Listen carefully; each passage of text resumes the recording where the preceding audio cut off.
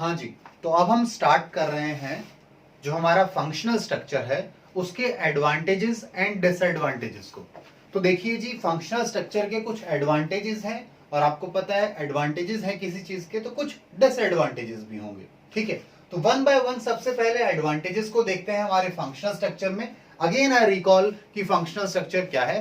Functional structure हमारा वो structure है जहां पे हम अपनी एक्टिविटीज को, बिजनेस की एक्टिविटीज को, ऑर्गेनाइजेशन की एक्टिविटीज को क्लासिफाई करते हैं ऑन द, या ग्रुप कर लेते हैं on the basis of functions like production department, production purchase department, sales department. तो अलग अलग फंक्शंस में उनकी एक्टिविटीज परफॉर्म की जाती हैं। तो फंक्शनल डिपार्टमेंट के लिए सबसे पहली बात करें, देन दिस फंक्शनल डिपार्टमेंट या फंक्शनल क्लासिफिकेशन या functional structure leads to occupational specialization. Occupational specialization आता है हमारे फंक्शनल स्ट्रक्चर में। इसका मतलब क्या है जी? इसका मतलब ये है कि जो ऑक्यूपेशन है यानी जो काम कर रहे हैं हमारे एम्प्लॉइज उसमें स्पेशलाइजेशन आता है। सर ये कैसे आता है? बिकॉज फंक्शनल स्ट्रक्चर में आपको फंक्शंस के बेसिस पर क्लासिफाई कर दिया गया है। अब आपको एक ही काम करना है। Individual employee working in a functional structure, working in a particular department in a functional structure, has to perform a particular activity on a repetitive manner। ठीक है, वो कंटिन्यूअसली एक पर्टिकुलर एक्टिविटी को करता है उस डिपार्टमेंट के अंदर, तो ऑब्वियसली है उसको एक्सपर्टाइज आएगा, उसकी एफिशिएंसी बढ़ेगी, उसको स्पेशलाइजेशन मिलेगा। ठीक है, वो एक चीज को पर्टिकुलरली परफॉर्म कर रहा है। लेट्स सपोज हमारा एक एम्प्लॉय है, वो एक पर्टिकुलर प्रोडक्शन डिपार्टमेंट में एक मशीन को ऑपरेट करता है, उसे और कोई काम नहीं करना, तो उसकी एफिशिएंसी बढ़ेगी, उसे काम करने का उसका जो तरीका है वो और इंप्रूव होगा। ठीक है, ग्रेजुअली धीरे धीरे उसमें इंप्रूवमेंट आएगी, स्पेशलाइजेशन आएगा, वो स्पेशलिस्ट बन सकता है उस चीज को लेकर। ठीक है, एक्सपर्ट बन सकता है उस पर्टिकुलर जॉब को लेकर। ठीक है, चलिए दूसरी बात करें एडवांटेजेस में, तो दूसरा एडवांटेज है promotes control and coordination with in the department. हमारा जो फंक्शनल स्ट्रक्चर है ये प्रमोट करता है coordination and control with in the department. कैसे होता है जी? देखिए, जब आपको पता है एक पर्टिकुलर टाइप की एक्टिविटीज एक डिपार्टमेंट के अंदर डाल दी है, प्रोडक्शन की एक्टिविटीज प्रोडक्शन डिपार्टमेंट में डाल दी हैं, तो यहाँ पे इन चीजों को सुपरवाइज करना इजी हो जाता है, क्योंकि आपको पता है हमारे जो एम्प्लॉय हैं उनका काम क्या है? प्रोडक्शन से रिलेटेड काम है। यानी अब अगर वो कोई और काम कर रहे हैं तो then you can keep a check on this. ठीक है, यानी पर्टिकुलर एक्टिविटी कर रहे हैं, रिलेटिंग टू दैट डिपार्टमेंट कर रहे हैं। ठीक है, कोऑर्डिनेशन कैसे होगा? ठीक है, उन्होंने दोनों चीजें कही है, कंट्रोल एंड कोऑर्डिनेशन। आपस में कोऑर्डिनेशन का मतलब क्या है? एक दूसरे के साथ जो मिलकर काम करना है वो अब अच्छे तरीके से हो पाएगा। ठीक है, कंट्रोल, जो आपके सुपरवाइजर्स हैं उन्हें जो कंट्रोल रखना है आपके ऊपर, आप उनको जो चेक पॉइंट रखने हैं कि भाई आप क्वालिटी सही से मेंटेन कर रहे हैं नहीं, आप टाइम पर आ रहे हैं नहीं, ये सारी चीजें यहां पर अच्छे से हो पाएंगी। Then next we have is our functional structure increases managerial and operational efficiency। देखिए, हमारा जो फंक्शनल स्ट्रक्चर है उसके अंदर जो मैनेजमेंट है उसकी एफिशिएंसी भी इंक्रीज होती है। Efficiency means with the minimum cost. ठीक है, कम कॉस्ट में काम कराने वाली चीज जो है वो इंक्रीज होगी। ऑपरेशंस की भी कॉस्ट कम होगी। क्यों? क्योंकि जो सुपरविजन है वो इजी हो चुका है, आसान हो गया है। ठीक है, आपके जो ऑपरेशंस हैं उनके अंदर, यानी हमारी जो एक्टिविटीज है, डिपार्टमेंट है, डिफरेंट डिपार्टमेंट्स हैं, उनके अंदर जो एक्टिविटीज परफॉर्म की जा रही हैं, जो ऑपरेशंस परफॉर्म किए जा रहे हैं, वो अब उनके अंदर स्पेशलाइजेशन आता है। ठीक है, एक ही काम को अच्छे से करते हैं तो कॉस्ट कम लगेगी, समय कम लगेगा, काम अच्छे से होगा। ठीक है, तो आपके पास मैनेजरियल एंड ऑपरेशनल एफिशिएंसी आएगी इस तरह के स्ट्रक्चर में, यानी कि फंक्शनल स्ट्रक्चर के अंदर। Then minimum duplication of efforts. यहां पे डुप्लीकेशन ऑफ एफर्ट्स कम से कम होता है। ठीक है, हमारे फंक्शनल स्ट्रक्चर के अंदर जो डुप्लीकेशन ऑफ वर्क है वो नहीं होगा। आपको डिपार्टमेंट के अंदर पर्टिकुलर काम दे दिया गया है, वो काम आप ही करने वाले हैं और किसी को असाइन किया ही नहीं जाएगा, तो डुप्लीकेशन होगा ही नहीं। वहीं बात करें डिविजनल स्ट्रक्चर में तो डुप्लीकेशन होता है। एक काम अकाउंट्स डिपार्टमेंट तीनों डिवीजन में मिल सकता है। हर डिवीजन का अकाउंट्स डिपार्टमेंट हो सकता है, हर डिवीजन के अंदर प्रोडक्शन डिपार्टमेंट हो सकता है। जब डिपार्टमेंट ही हो सकते हैं तो डुप्लीकेशन होगा, यानी एक काम को तीन लोग कर रहे होंगे। वो बात अलग है, वो अपने लिए कर रहे हैं, अपने डिवीजन के लिए कर रहे हैं, दूसरे अपने डिवीजन के लिए और तीसरे अपने डिवीजन के लिए। वह कॉस्ट भी ज्यादा आती है, ठीक है। यहाँ एफिशिएंसी है, कॉस्ट कम है, ठीक है। इसीलिए है क्योंकि ये स्ट्रक्चर ऐसा है, यहाँ पे डुप्लीकेशन नहीं है, ठीक है। स्पेशलाइजेशन है यहाँ, ठीक है। Then minimum duplication of efforts के बाद देखिए इजी एंड इफेक्टिव ट्रेनिंग्स। यहां पर जो ट्रेनिंग्स देनी है हमें अपने एम्प्लॉयज को ताकि वो अच्छे से काम कर सकें, वेस्टेज कम से कम करें, उसके लिए जो ट्रेनिंग देनी है, ट्रेनिंग्स काफी देना इजी है। यहाँ पर ट्रेनिंग्स देना इजी क्यों है? क्योंकि उसे एक पर्टिकुलर काम ही करना है, उस पर्टिकुलर चीज के लिए उसे स्पेशलाइजेशन देना है, उसी फील्ड में उसी पर्टिकुलर जॉब के लिए उसको ट्रेनिंग देनी है। तो ये इजी हो जाता है हमारे लिए एनालाइज करना, सेलेक्ट करना कि किस एम्प्लॉय को किस फील्ड में किस काम के लिए ट्रेनिंग देनी है या नहीं देनी, ठीक है जी। चलिए, तो ये क्या हो गया हमारे पास इजी एंड इफेक्टिव ट्रेनिंग्स दे सकते हैं आप फंक्शनल स्ट्रक्चर में अपने एम्प्लॉयज को, ठीक है। Then due attention to all the departments. Management जो है वो सारे डिपार्टमेंट्स को, ऑर्गेनाइजेशन के अंदर जितने भी डिपार्टमेंट्स हैं उन सबको ड्यू अटेंशन, यानी जो भी रिक्वायर्ड उनको अटेंशन चाहिए, जो उनका ध्यान रखा जाना चाहिए डिफरेंट डिपार्टमेंट की एक्टिविटीज का, वो यहां पर रखा जा सकता है, ठीक है जी। डिफरेंट डिपार्टमेंट्स में लेट्स सपोज प्रोडक्शन डिपार्टमेंट की कोई कंसर्न है तो उसको जो उस कंसर्न का सॉल्यूशन होना चाहिए, उसको ध्यान रखा जाना चाहिए, वो हो सकता है। क्योंकि यहाँ पर डिपार्टमेंट्स, अल्टीमेटली मैनेजमेंट का काम क्या है? मैनेजमेंट का काम है ये देखना कि उनके जो डिपार्टमेंट्स हैं, जो फंक्शनल एरियाज हैं, वो स्मूथली काम कर रहे हो। तो वहां कोई भी प्रॉब्लम आती है तो मैनेजमेंट क्विकली एक्शन ले सकती है and that problem can be resolve in time, ठीक है। So these are the advantages of functional structure. अब हमने कहा एडवांटेजेस हैं तो कुछ डिसएडवांटेजेस भी होंगे if we see through these point of views, ठीक है। अगर पॉइंट ऑफ व्यू बदले, नजरिया बदले, तो कुछ डिसएडवांटेजेस भी हैं इस स्ट्रक्चर के। आइए वन बाय वन देखें। सबसे पहले है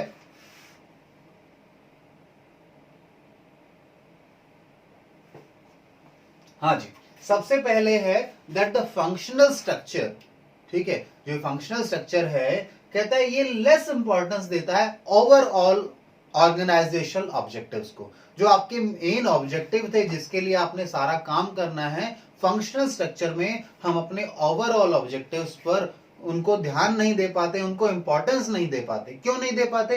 क्योंकि हम अपने फंक्शनल डिपार्टमेंट्स के ऑब्जेक्टिव्स को ही फुलफिल करने में लगे रहते हैं। हमारे माइंड में तो फंक्शनल हेड्स जो हैं उनके माइंड में तो यही चलता रहता है कि उनका क्या टारगेट है, उनका क्या गोल है, उनका क्या ऑब्जेक्टिव है, उसे वो पूरा करने में लग जाते हैं। वो कई बार भूल ही जाते हैं कि ओवरऑल ऑर्गेनाइजेशन का ऑब्जेक्टिव क्या था, ठीक है। तो इंपॉर्टेंस कम दिया जाता है उसे, ठीक है।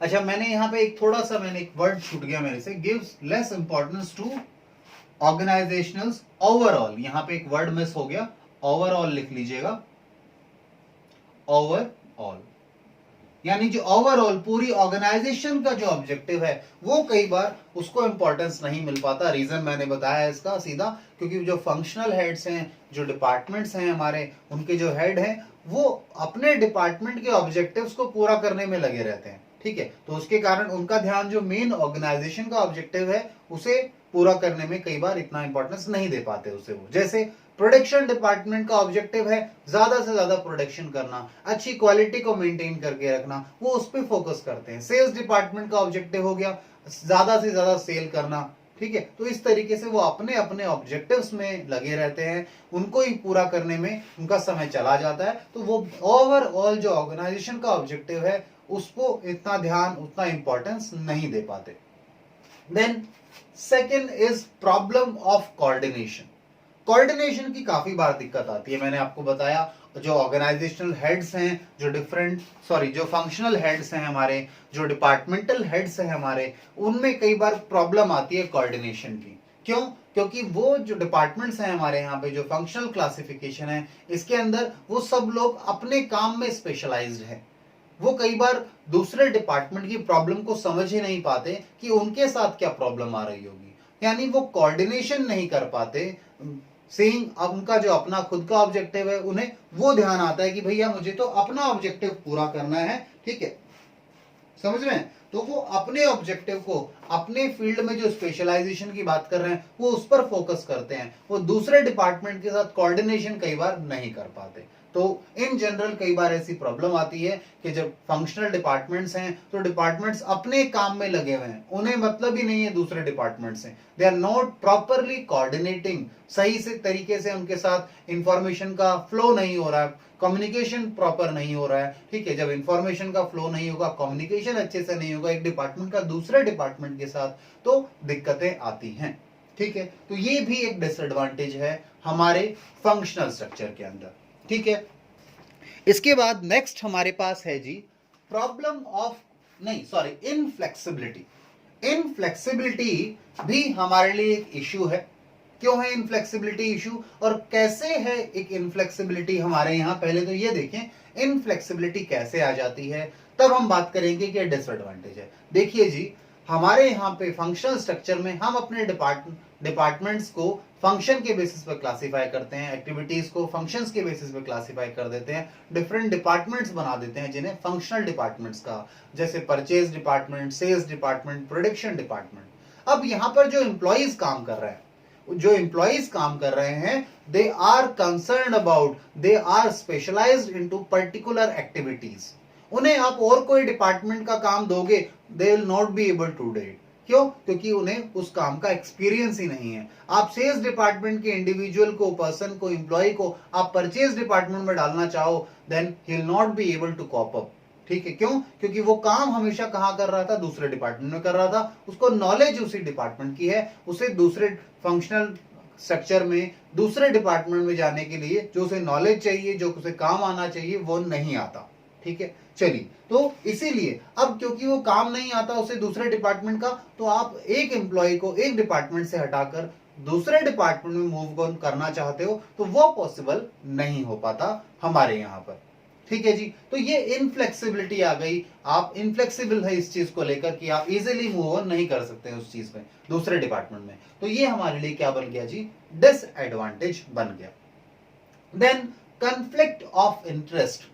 कई बार कॉन्फ्लिक्ट ऑफ इंटरेस्ट की बात आती है कि जो इंटरेस्ट हैं डिफरेंट डिपार्टमेंट्स के बीच में, ठीक है, वो मतलब आपस में मतभेद हो जाता है। जैसे मैं अगर बात करूं, हमारा सेल्स डिपार्टमेंट है, वो कहता है जी हमें डिस्काउंट देना चाहिए ताकि ज्यादा से ज्यादा सेल हो, ठीक है। और वहीं हमारा जो फाइनेंस डिपार्टमेंट है वो कहता है नहीं जी, डिस्काउंट दोगे तो हमारे लिए तो लॉसेस हो जाएंगे, ऐसा नहीं करो। तो कॉन्फ्लिक्ट ऑफ इंटरेस्ट आता है। सेल्स डिपार्टमेंट कहता है मुझे सेल्स बढ़ानी है तो मुझे डिस्काउंट देना है, जो हमारा फाइनेंस डिपार्टमेंट कहता है नहीं ऐसा नहीं करेंगे, ऐसा करेंगे तो हमारा रेवेन्यू जो प्रॉफिट है वो रिड्यूस हो जाएंगे। तो एक दूसरे के बीच में कॉन्फ्लिक्ट आ सकते हैं। सबके अपने अपने ऑब्जेक्टिव है, अपने अपने टारगेट्स हैं, तो उन टारगेट्स को अचीव करते समय हो सकता है एक डिपार्टमेंट का कॉन्फ्लिक्ट आ जाए दूसरे डिपार्टमेंट के साथ, यानी वो कहते हैं ऐसा नहीं होना चाहिए, दूसरे कहते हैं साहब ऐसा होगा तभी हमारा काम पूरा होगा। सो कॉन्फ्लिक्ट ऑफ इंटरेस्ट आ रहा है हमारे यहां पर फंक्शनल स्ट्रक्चर में काफी बार। देन नेक्स्ट बात करें, डिफिकल्ट टू फिक्स अकाउंटेबिलिटी। हमारे यहां पर कई बार ये इश्यू आता है कि जब कोई प्रॉब्लम क्रिएट हो जाती है, जब कोई समस्या आ जाती है, जब कोई गलती होती है, तो वहां पर किसकी गलती है, किसकी जिम्मेदारी थी, ये अकाउंटेबिलिटी फिक्स करना पॉसिबल नहीं होता। जैसे मैं एग्जांपल दूं इसका, आपको आपकी बुक में भी लिखा है ये एग्जांपल कि लेट्स सपोज सेल्स डिपार्टमेंट है, वो ब्लेम कर देता है। सेल्स डिपार्टमेंट कहता है साहब सेल्स अच्छी क्यों नहीं हुई, कहता है साहब जो प्रोडक्ट था, जो प्रोडक्शन डिपार्टमेंट ने जो सामान बनाया वो अच्छा नहीं था, उसकी क्वालिटी बढ़िया नहीं थी, ठीक है। तो सेल्स डिपार्टमेंट ने ब्लेम किया प्रोडक्शन डिपार्टमेंट को। वहीं ऑन द अदर हैंड हमारा जो प्रोडक्शन डिपार्टमेंट है वो ब्लेम कर रहा है, कहता है जी हमारा जो परचेज डिपार्टमेंट है उसकी गलती है, उन्होंने जो रॉ मटेरियल लाके दिया वो अच्छी क्वालिटी का नहीं था, ठीक है। यानी अपनी गलती है दूसरे पर थोपते रहते हैं हम लोग, एक दूसरे पर ब्लेम करते रहते हैं, पास ऑन करते रहते हैं अपनी गलतियों को, ठीक है। ऐसे ही मैंने कहा जो रॉ मटेरियल की बात आई परचेज डिपार्टमेंट की, परचेज डिपार्टमेंट भी कह सकता है साहब हमें इसके लिए फंड ही कम दिए गए थे, ठीक है, हम अच्छा रॉ मटेरियल कहां से लेकर आ पाते, हमारे फाइनेंस डिपार्टमेंट ने हमें इसके लिए बजट ही कम दिया था इस चीज को खरीदने के लिए। अब कम पैसे में तो देखिए क्वालिटी हल्की ही मिलेगी, तो एक दूसरे पर आप अकाउंटेबिलिटी नहीं फिक्स कर पा रहे हैं क्योंकि सभी ब्लेम एक दूसरे पर पास ऑन कर रहे हैं। तो ये डिसएडवांटेजेस हैं आपके, इन्हें आप नोट डाउन कर लो। इसके बाद एक छोटा टॉपिक और है, फंक्शनल स्ट्रक्चर पूरा हो जाएगा। सुटेबिलिटी, कि सुटेबिलिटी कब है हमारे फंक्शनल स्ट्रक्चर की, किन सिचुएशन में फंक्शनल स्ट्रक्चर सुटेबल है, तो इन्हें नोट डाउन कीजिए, फिर मैं वो लिखवा देता हूं आपको।